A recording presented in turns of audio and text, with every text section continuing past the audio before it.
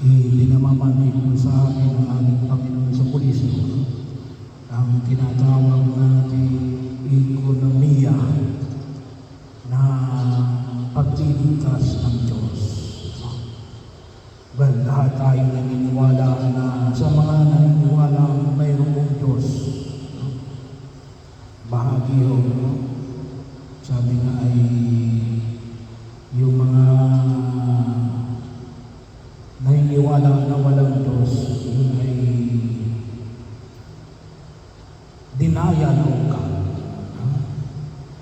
Tinitinay lang nila na may Diyos. Pero alam natin, kalimitan ng lahat ay naniniwala na mayroong Diyos. At ang tawag natin sa ating Diyos ay Diyos Ama. At nais na ipakilala ng Diyos Ama sa pamagitan ng ating Panginoong Jesucristo. Kaya nga tawag natin ay si Jesus ang mukha ng Ama.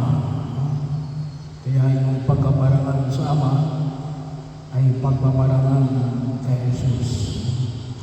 Ito yung kahalagahan ng pagtingin natin, lalo-lalo na sa pagkaunawa na sa pamamagitan ng ating Panginoong Jesucristo. Dito, lalong sabi ko natin na define yung ating paniniwala sa Diyos. Kasi hindi lahat na naniniwala na may Diyos, naniniwala sa ating Panginoong Jesucristo. So, kaya nga kuminsan ay yun yung panlilito.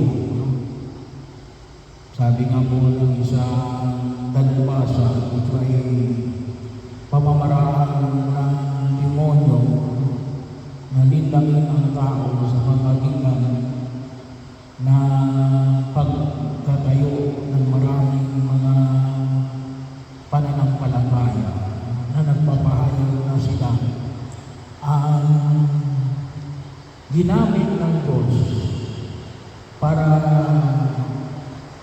iparamdam yung kanyang pagkilos sa daigdig na ito. Tayo, dahil naniniwala na sa pamamagitan, higit sa lahat, hindi naman namin sinasabi, hindi na pwedeng magpakilala ang Diyos sa ibang pamamaraan.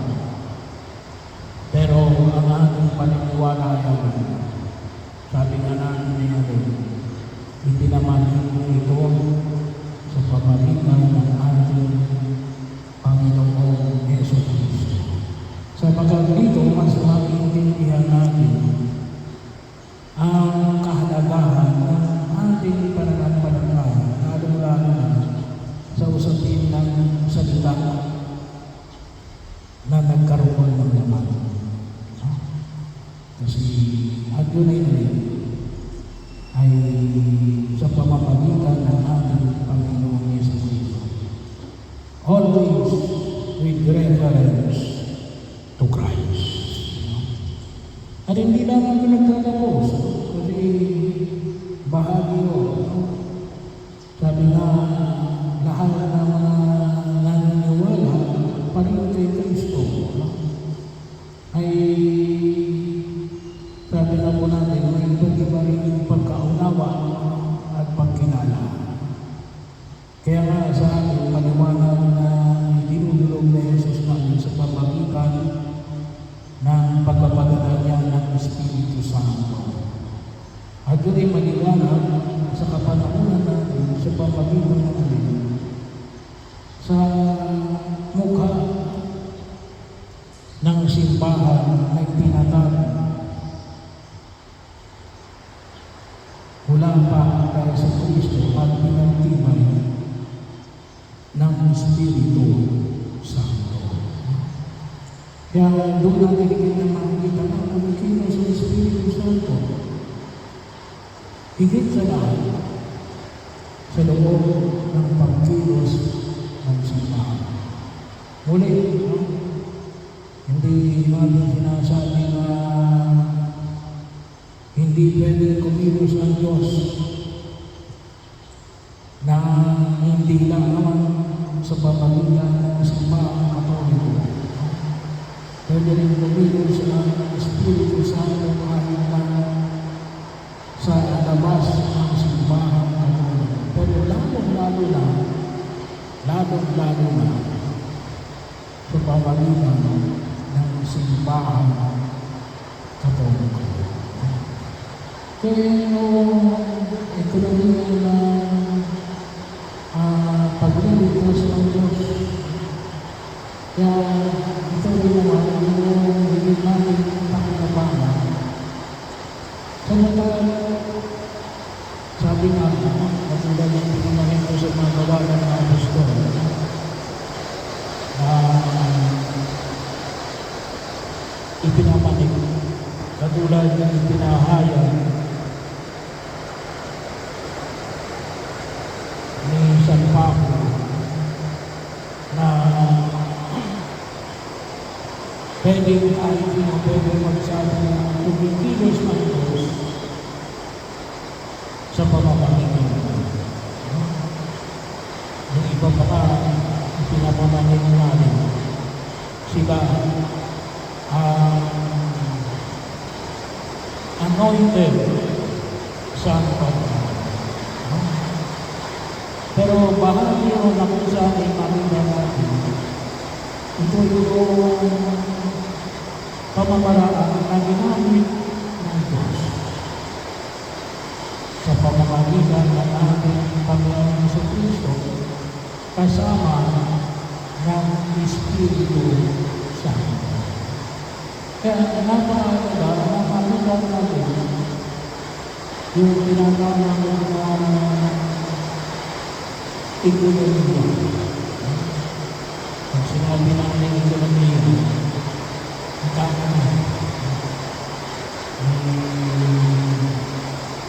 mayroon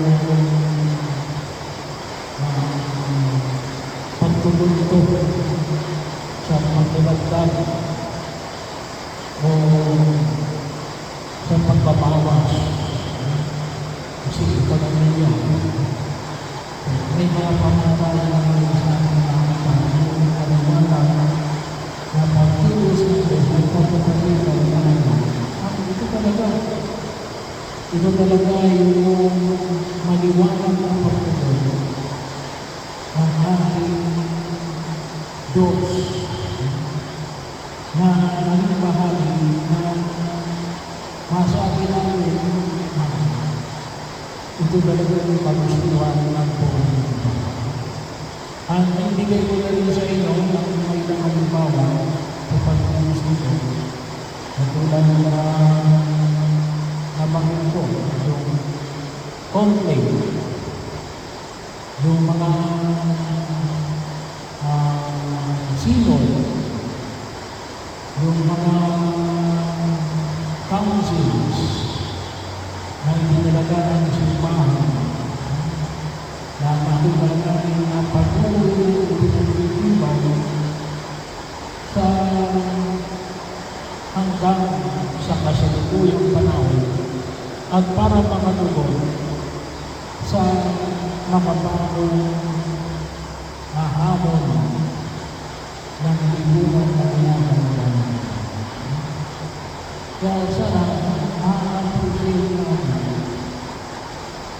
ang biyaya ng pagkilos na ito na nananalayay lalo-lalo na kaya nasa linggo ay pagmaliwan natin pagbaba ng Espiritu Santo. At ang maliwanag ng pagkilos ng simbahan na tinagamit ng ating Panginoon ang Jesucristo. Kaya nga, yung pamantayan na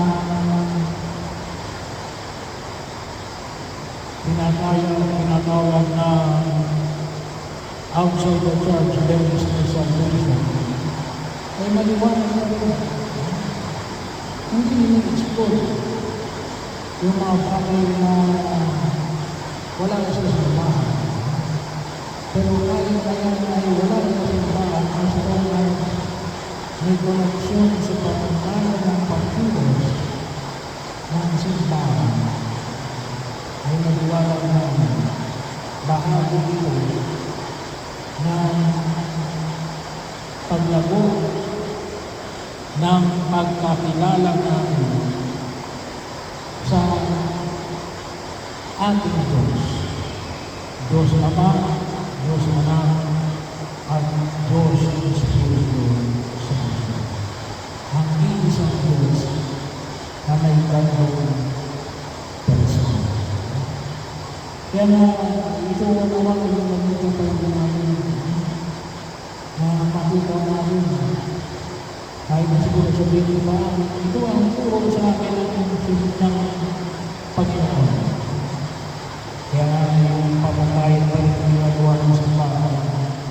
Yung bang sinasabi mo ay tumutugon lamang sa pamantayan mo o yung sinabi mo ay tumutugon sa pamantayan ng ipinahayag na Jesucristo, tumutugon sa pamantayan ng panahon ng mga alagad, tumutugon sa pamantayan na mga kahalili ng mga alagad. At tumutugon sa pamantayan na ipinapahayag sa atin ng simbahan.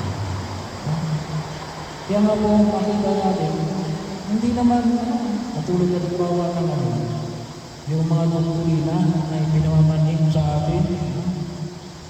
Hindi naman mula nung una nakabox na at bubuksan mo na lamang yung naman. Yun ay ang mga doktrina ng simbahan ay unti-unting namumuo ang pinagtitibay gawa ng mga hamon ng kasalukuyang panahon. Pero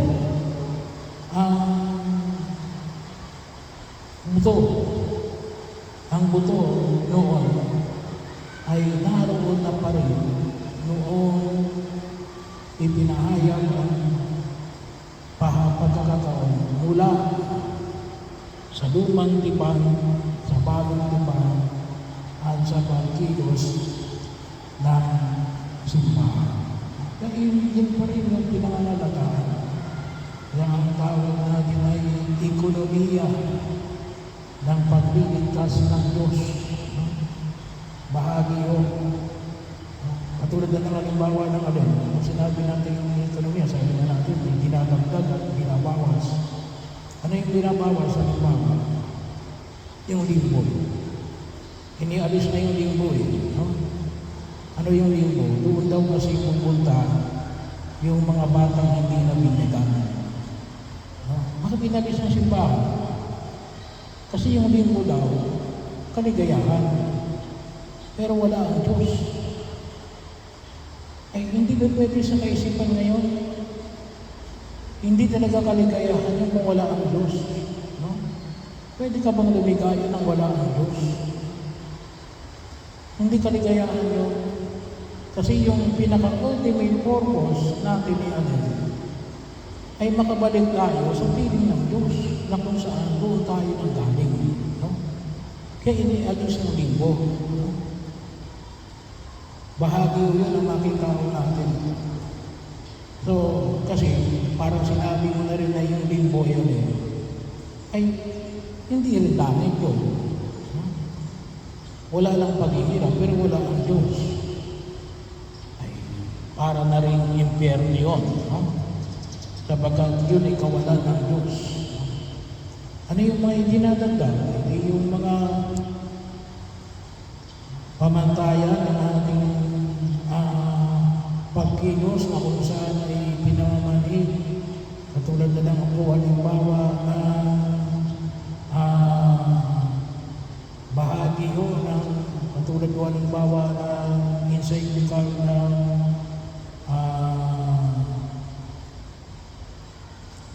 sa environment. No? Para sa environment. Na kung tutuusin, nakabase yung pagpapahalaga sa kahalagahan ng kalikasan. No?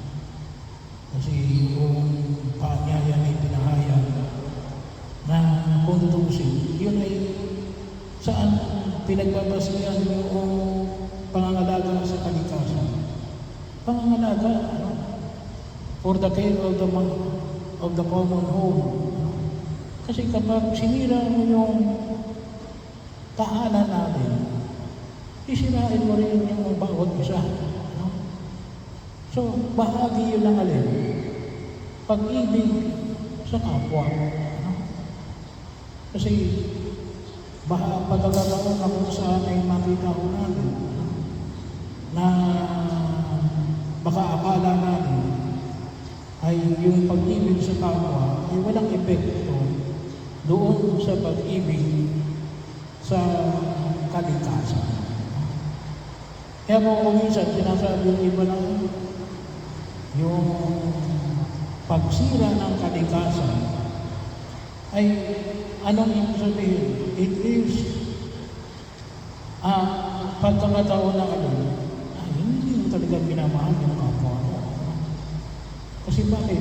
Sisirain mo eh. Sisirain mo yung ating parehong tirahan. Sa pag-aakala yun ang makabubuti para sa atin. Hindi. Kaya sa pag-oras sa sinira mo yan, saan tayo patutungo? Ay di sa kawalan. Hindi pagmamahal sa kapwa yun. Isa po lamang yun sa interpretation ng tinatawag natin yung pangangalaga sa kalikasan. For the care of the common home na ipinamani ko bilang isang encyclical ng simbahan. Bakit? Kasi nga, tumutukoy ito higit sa lahat as a part and parcel of pag-ibig sa kapwa.